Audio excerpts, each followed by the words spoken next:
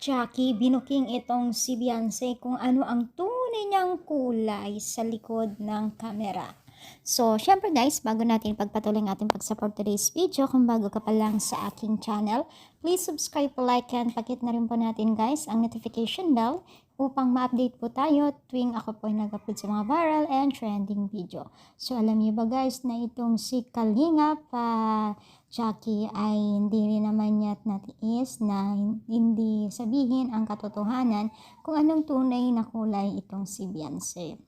So, alam niyo ba guys na itong si Kalingap Jackie rin ang nagsasabi na itong si Beyonce ay napakasimple at napaka-humble. Sobrang siya yung generous o kaya ang hilig niya sa mga bagay-bagay na pagkikitungo. Parang ganun. Naghuhugas siya ng mga pinggan, ganun pag bumibisita sila doon at talagang alam mo ba na isa sa mga nakitaan natin kay Beyonce ay hindi po siya lumalaki ng ulo. Diba? So, sila Kalinga Prab, si Jackie na mismo ang nagsabi na itong si Beyonce kung ano ang tunay niyang pag-ugali. At marunong siya talagang makontento sa lahat ng bagay. Hindi siya naghahangad, hindi siya demanding na tinutulungan. Kung ano nandiyan, nagpapasalamat. Kaya naman po hindi po malayo or kung bakit naman ganito ang naging sitwasyon ng kanyang bahay. Diba?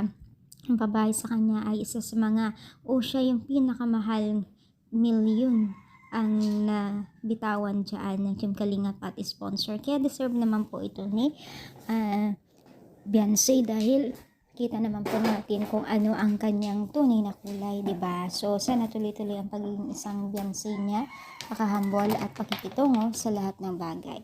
So, ano masasabi ninyo? Pansin nyo ba? I-comment down, palike po ang ating video. Thank you and God bless.